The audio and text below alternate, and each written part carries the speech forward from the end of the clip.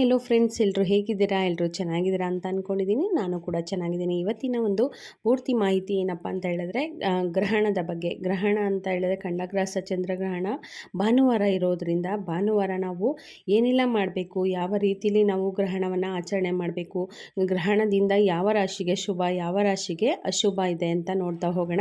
ಅದಕ್ಕಿಂತ ಮುಂಚೆ ಗ್ರಹಣ ರಾಶಿಯಲ್ಲಿ ಏನೇನು ಮಾಡಬೇಕು, ಗ್ರಹಣ ಹಿಡಿದ ನಂತರ ಏನು ಮಾಡಬೇಕು, ಗ್ರಹಣ ಹಿಡಿಯೋದಕ್ಕಿಂತ ಮುಂಚಿತವಾಗಿ ನಾವು ಏನೆಲ್ಲ ಒಂದು ಪ್ರಿಕಾಷನನ್ನು ತಗೋಬೇಕು, ಇದರಿಂದ ಯಾರಿಗೆಲ್ಲ ಒಳ್ಳೆಯದಾಗಲಿದೆ, ಯಾರಿಗೆಲ್ಲ ಒಂದು ಅಶುಭ ಫಲಗಳನ್ನು ನಾವು ಕಾಣ್ತೀವಿ ಅಂತ ಹೇಳ್ಬಿಟ್ಟು ಅದಕ್ಕೆ ಒಂದು ಪರಿಹಾರವನ್ನು ಯಾವ ರೀತಿ ಮಾಡ್ಕೋಬೇಕು ಅನ್ನೋದ್ರ ಎಲ್ಲ ಮಾಹಿತಿನೂ ತಿಳಿಸ್ಕೊಡ್ತೀನಿ. ವಿಡಿಯೋನ ಪೂರ್ತಿಯಾಗಿ ನೋಡಿ. ಹಾಗೆ ಯಾರು ಹೊಸದಾಗಿ ನನ್ನ ಚಾನಲ್ನ ನೋಡ್ತಿದ್ರೆ ಖಂಡಿತ ಸಬ್ಸ್ಕ್ರೈಬ್ ಮಾಡ್ಕೊಂಡು ನೋಡಿ. ಪಕ್ಕದಲ್ಲಿರುವಂಥ ಬೆಲ್ಲೈಕನನ್ನು ಕ್ಲಿಕ್ ಮಾಡ್ಕೊಳ್ಳಿ. ನಾನು ಹಾಕೊಂಥ ಇನ್ಫಾರ್ಮೇಟಿವ್ ವಿಡಿಯೋ ಫಸ್ಟು ನೀವೇ ನೋಡಬಹುದು. ಬನ್ನಿ ಗ್ರಹಣದ ಬಗ್ಗೆ ಮಾತಾಡ್ತಾ ಹೋಗೋಣ. ಭಾದ್ರಪದ ಶುದ್ಧ ಹುಣ್ಣಿಮೆ ಇರೋದ್ರಿಂದ ಭಾನುವಾರ ಈ ಒಂದು ಚಂದ್ರಗ್ರಹಣ ಬರುತ್ತೆ. ಚಂದ್ರಗ್ರಹಣ 7/9/2025 ಸ್ಟಾರ್ಟ್ ಆಗುತ್ತೆ. ಅಂದರೆ ಇದೇ ಭಾನುವಾರ ಬರೋದ್ರಿಂದ ಗ್ರಹಣ ರಾತ್ರಿ 2ನೇ ಪ್ರಹಾರದಲ್ಲಿ ಇರೋದ್ರಿಂದ ನಾವು ಭಾನುವಾರ ಮಧ್ಯಾಹ್ನ, ಅಂದರೆ ಶಕ್ತಿ ಇರ್ತಕ್ಕಂಥವ್ರು, ಯುವಕರಾಗಿರ್ಬೋದು, ಇವಾಗ ಇನ್ನೂ ಬೆಳೀತಾ ಇರ್ತಕ್ಕಂಥ ಮಧ್ಯಮ ವಯಸ್ಸಿನವರು ಅಂತ ಏನು ಹೇಳ್ತೀವಿ, ಮದುವೆಗಿನ ಮುಂಚೆ ಯುವಕರು ಅಂತ ಏನು ಹೇಳ್ತೀವಿ, ಮದುವೆ ಆಗದೆ ಇರ್ತಾರಲ್ಲ ಅಂಥವರು, ನೀವು 12:30 ಒಳಗಡೆ ಊಟ ಮಾಡಬೇಕಾಗತ್ತೆ. ಇದು ತುಂಬಾ ಒಂದು ಪ್ರಶಸ್ತವಾದಂತಹ ಒಂದು ಟೈಮ್ ಅಂತಲೇ ಹೇಳ್ಬೋದು. ಖಂಡಿತ ನಿಮ್ಮ ಒಂದು ಶಕ್ತಿನ ಕುಂಠಿತಗೊಳಿಸ್ಕೊಳ್ಳೋದಾಗಲಿ, ನಿಮ್ಮ ಒಂದು ಏನು ದೌರ್ಬಲ್ಯವನ್ನು ಇದು ಮಾಡ್ಕೊಳ್ಳೋದಾಗಲಿ ಮಾಡೋದಕ್ಕೆ ಹೋಗಬೇಡಿ. ಇದೇ ಯಾರು ಮಾಡ್ತಾರೆ ಅದೆಲ್ಲ ಮೂಢನಂಬಿಕೆ ಅನ್ನೋ ಒಂದು ಪ್ರಹಾರನ ಬಿಟ್ಟಾಕಿ. ಯಾಕೆ ಅಂತ ಹೇಳಿದ್ರೆ, ಗ್ರಹಣಗಳು ಅಂತ ಹೇಳಿದ್ರೆ ದೇವರಿಗೂ ಕೂಡ ಬಿಟ್ಟಿದ್ದಲ್ಲ, ಆ ಭಗವಂತನಿಗೂ ಕೂಡ ಒಂದು ಗ್ರಹಚಾರ ಅನ್ನೋದು ಬಿಟ್ಟಿದ್ದಲ್ಲ. ಹಾಗಾಗಿ ನಾವೆಲ್ಲ ಅವರ ಮುಂದೆ ಶೂನ್ಯ ಅಂತಲೇ ಹೇಳ್ಬೋದು. ದೇವರ ಮುಂದೆ ನಾವೆಲ್ಲ ಶೂನ್ಯರು. ಹಾಗಾಗಿ ಈ ಗ್ರಹಣವನ್ನು ತುಂಬಾ ಒಂದು ಇದರಲ್ಲಿ ಶಕ್ತಿ ಇದರಲ್ಲಿ ನಾವು ಮಾಡಬೇಕಾಗತ್ತೆ. ಭಕ್ತಿ ಭಯದಿಂದ ನಾವು ಆಚರಣೆ ಮಾಡಿದ್ದೇ ಆಗಿದ್ದಲ್ಲಿ ನಮ್ಮ ಮುಂದಿನ ಜೀವನ ಒಂದು ಸುಗಮವಾಗಿ ಸಾಗತ್ತೆ ಅಂತಲೇ ಹೇಳ್ಬೋದು. ಯಾವ ಒಂದು ಶಾಸ್ತ್ರ ಸಂಪ್ರದಾಯಗಳಲ್ಲೂ ಕೂಡ, ಎಲ್ಲ ಒಂದು ಶಾಸ್ತ್ರ ಪುರಾಣ ಕಥೆಗಳಲ್ಲೂ ಕೂಡ ದೇವರಿಗೂ ಕೂಡ ಕಷ್ಟ ತಪ್ಪಿದ್ದಲ್ಲ.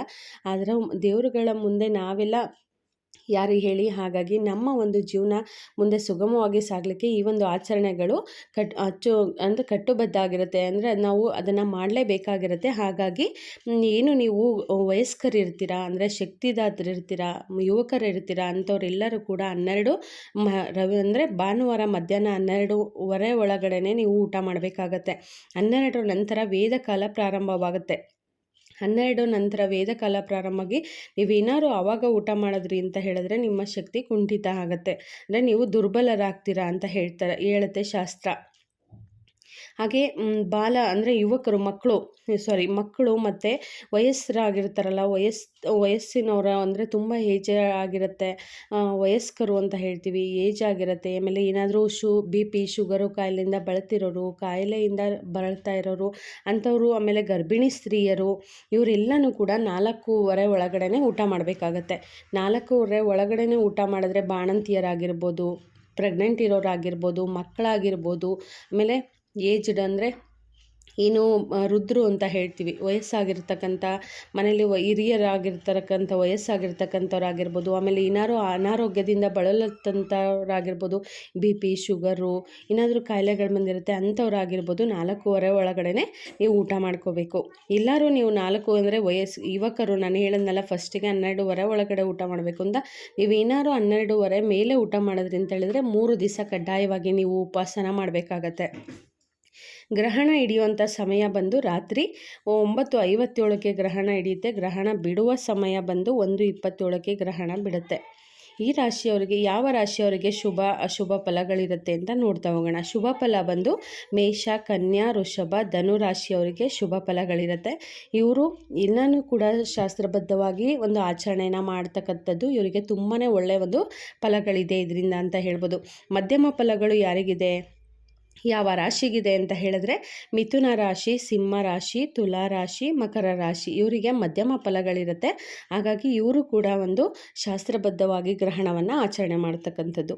ಅಶುಭ ಫಲಗಳು ಯಾರಿಗಿದೆ, ಕುಂಭ ರಾಶಿ, ವೃಶ್ಚಿಕ ರಾಶಿ, ಕರ್ಕ ರಾಶಿ, ಮೀನ ರಾಶಿ, ಇವರಿಗೆ ಅಶುಭ ಫಲಗಳಿರೋದ್ರಿಂದ ಇವರು ದಾನಗಳನ್ನು ಕೊಡಬೇಕಾಗತ್ತೆ. ಯಾವ ರೀತಿಯಲ್ಲಿ ದಾನ ಕೊಡಬೇಕು ಅನ್ನೋದನ್ನು ಕೂಡ ನಾನು ಹೇಳ್ತೀನಿ. ಮತ್ತೊಮ್ಮೆ ಹೇಳ್ತಾ ಇದ್ದೀನಿ, ಶುಭ ಫಲ ಇರೋದು ಮೇಷರಾಶಿ, ಕನ್ಯಾ ರಾಶಿ, ವೃಷಭ ರಾಶಿ, ಧನುರ್ ರಾಶಿ. ಮಧ್ಯಮ ಫಲ ಇರ್ತಕ್ಕಂಥದ್ದು ಮಿಥುನ ರಾಶಿ, ಸಿಂಹ ರಾಶಿ, ತುಲಾ ರಾಶಿ, ಮಕರ ರಾಶಿ. ಅಶುಭ ಫಲ ಇರ್ತಕ್ಕಂಥದ್ದು ಕುಂಭ ರಾಶಿ, ವೃಶ್ಚಿಕ ರಾಶಿ, ಕರ್ಕ ರಾಶಿ, ಮೀನ ರಾಶಿ. ಅಶುಭ ಫಲ ಇರ್ತಕ್ಕಂಥವ್ರು ಏನು ಮಾಡಬೇಕು? ಇದಕ್ಕೆ ಒಂದು ಉಪಾಯ ಇದೆ. ನಾವು ಅಶುಭ ಫಲ ಇರತಕ್ಕಂಥವ್ರು ಅಕ್ಕಿ, ಬೇಳೆ, ಬಿಳಿ ವಸ್ತ್ರ, ಬೆಳ್ಳಿಯ ಚಂದ್ರಬಿಂಬ ನಿಮಗೆ ಆಯಿತು ಅಂತ ಹೇಳಿದರೆ ಬೆಳ್ಳಿಯ ಚಂದ್ರಬಿಂಬವನ್ನು ಕೊಡಬೇಕಾಗಿದ್ದು, ಆಮೇಲೆ ನಿಮಗೆ ಎಷ್ಟು ಕೈಲಿ ಸಾಧ್ಯ ಆಗುತ್ತೋ ಅಷ್ಟು ದಕ್ಷಿಣೆನ ಇಟ್ಟು ತಾಂಬೂಲ ಏನಿರುತ್ತೆ ತಾಂಬೂಲ ಸಮೇತ ನಾವು ದಾನ ಮಾಡಬೇಕಾಗತ್ತೆ. ಅದನ್ನು ಎಲ್ಲಿ ದಾನ ಮಾಡಬೇಕು? ಕೆಲವೊಂದು ಮಂದಿರಗಳಲ್ಲಾಗಿರ್ಬೋದು, ಅಂದರೆ ಗುರುಬಲ ನಾವು ಎಲ್ಲಿ ಹೆಚ್ಕೋಬೇಕಾಗತ್ತೆ. ಒಬ್ಬ ಗುರುವಿಗಾಗಿರ್ಬೋದು, ನಮ್ಮ ಮನೆಗೆ ಕರೆಸಿ ಗುರುಗಳನ್ನು ಕರೆಸ್ಬಿಟ್ಟು ಗುರುವಿಗೆ ಕೊಡೋದಾಗಲಿ, ಅಥವಾ ದೇವಸ್ಥಾನಕ್ಕೆ ಗುರುಗಳು ಬರೋದಿಲ್ಲ ನಮ್ಮ ಮನೆಗಳಿಗೆ ಅಂತ ಹೇಳಿದ್ರೆ ದೇವಸ್ಥಾನಕ್ಕೂ ಕೂಡ ನೀವು ತಗೊಂಡೋಗಿ ಇಡ್ಬೋದು. ಗ್ರಹಣ ಹಿಡಿದ ಮೇಲೆ ಸ್ನಾನ ಯಾವಾಗ ಮಾಡಬೇಕು? ಗ್ರಹಣ ಹಿಡಿದ ಮೇಲೆ ಅಂದರೆ ಗ್ರಹಣದ ಮಧ್ಯದಲ್ಲಿ ಪೂಜೆ, ಹೋಮ, ಜಪ, ಶ್ರಾದ್ದಾದಿಗಳನ್ನು ಮಾಡಬೇಕಾಗತ್ತೆ. ಆಮೇಲೆ ಏನಾದರೂ ಜಪ ತಂತ್ರಗಳನ್ನು ಮಾಡಬೇಕಾಗತ್ತೆ. ಮಂತ್ರಗಳನ್ನು ಹೇಳಬೇಕು, ದೇವರ ಜಪಗಳನ್ನು ಮಾಡಬೇಕು.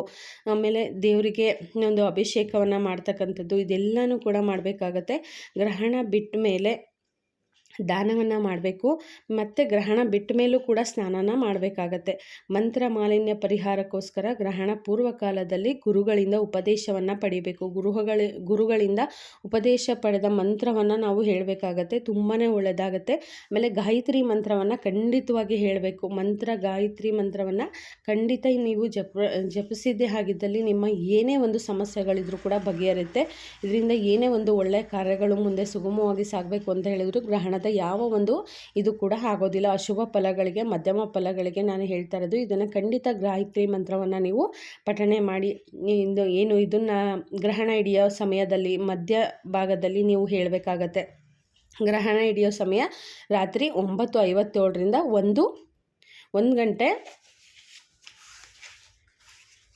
1 ಗಂಟೆವರೆಗೂ ಹಿಡಿಯುತ್ತೆ ಅಂತ ಅಂದ್ಕೊಳ್ತೀನಿ. 1:27ವರೆಗೂ 1:30ವರೆಗೂ ಇರುತ್ತೆ. 1:27 ಅಥವಾ 1:30 ಅಂತಲೂ ಕೂಡ ಹೇಳಿದ್ದಾರೆ ಟೈಮಿಂಗ್ಸು. 1:30ವರೆಗೂ ನೀವು ಈ ಒಂದು ಜಪ ತಂತ್ರ ಮಂತ್ರಗಳನ್ನು ಹೇಳಬೇಕಾಗತ್ತೆ. ಗಾಯತ್ರಿ ಮಂತ್ರವನ್ನು ಕಡ್ಡಾಯವಾಗಿ ನೀವು ಮಾಡಬೇಕಾಗತ್ತೆ. ಗ್ರಹಣ ಕಾಲದಲ್ಲಿ ಮಲಮೂತ್ರ ವಿಸರ್ಜನೆ ಮಾಡೋದಾಗಲಿ, ಅಭ್ಯಂಗ ಸ್ನಾನ ಮಾಡೋದಾಗಲಿ, ನಿದ್ದೆಗಳನ್ನು ಮಾಡೋದಾಗಲಿ, ಏನು ಬಿಡು ಇದು ಅಂತ ಹೇಳಿಬಿಟ್ಟು ಅಲಕ್ಷ್ಯ ಮಾಡೋದಾಗಲಿ, ದೇವರಿಲ್ಲ ಅನ್ನೋದನ್ನು ನಂಬೋದಾಗಲಿ, ಅಥವಾ ಇದನ್ನು ಯಾರು ಮಾಡ್ತಾರೆ ಅನ್ನೋ ಒಂದು ಅಸಡ್ಡೆತನವನ್ನು ತೋರಿಸೋದಾಗಲಿ ಖಂಡಿತ ಮಾಡಬೇಡಿ. ಅಶುಭ ಫಲವಿದ್ದ ರಾಶಿಯವರು ಗರ್ಭಿಣಿ ಸ್ತ್ರೀಯರಾಗಲಿ ಅಥವಾ ಯುವಕರಾಗಲಿ, ಮಕ್ಕಳಾಗಲಿ, ಯಾರೇ ಆಗಿರಲಿ ಗ್ರಹಣವನ್ನು ಯಾವುದೇ ಕಾರಣಕ್ಕೂ ನೋಡೋದಕ್ಕೆ ಹೋಗ್ಬೇಡಿ. ಗ್ರಹಣವನ್ನು ನೋಡಿದರೆ ನಿಮಗೆ ಒಂದು ಸಂಕಷ್ಟ ಅನ್ನೋದು ಕಟ್ಟಿಟ್ಟ ಬುತ್ತಿಯಾಗಿರುತ್ತೆ. ಹಾಗಾಗಿ ಯಾವುದೇ ಕಾರಣಕ್ಕೂ ಕೂಡ ಗರ್ಭಿಣಿ ಸ್ತ್ರೀಯರು, ಅಶುಭ ಫಲ ಇರತಕ್ಕಂತಹ ಗರ್ಭಿಣಿ ಸ್ತ್ರೀಯರಾಗಿರ್ಬೋದು, ವಯಸ್ಕರಾಗಿರ್ಬೋದು, ಅಥವಾ ವೃದ್ಧರಾಗಿರ್ಬೋದು, ಮಕ್ಕಳಾಗಿರ್ಬೋದು, ಯುವತಿಯರಾಗಿರ್ಬೋದು, ಯಾರೂ ಕೂಡ ಗ್ರಹಣ ಸಮಯದಲ್ಲಿ ಗ್ರಹಣವನ್ನು ನೋಡಬೇಡಿ. ಇಷ್ಟು ಈ ಗ್ರಹಣದ ಒಂದು ಪೂರ್ತಿ ವಿವರ ಆಗಿರುತ್ತೆ. ಇಷ್ಟವಾದಲ್ಲಿ ನನ್ನ ಚಾನಲ್ನ ಸಬ್ಸ್ಕ್ರೈಬ್ ಮಾಡ್ಕೊಳ್ಳಿ, ಶೇರ್ ಮಾಡಿ, ಲೈಕ್ ಮಾಡಿ, ಕಮೆಂಟ್ ಮಾಡಿ. ಎಲ್ಲರಿಗೂ ಕೂಡ ಒಳ್ಳೆಯದಾಗಲಿ, ಶುಭವಾಗಲಿ. ಧನ್ಯವಾದಗಳು.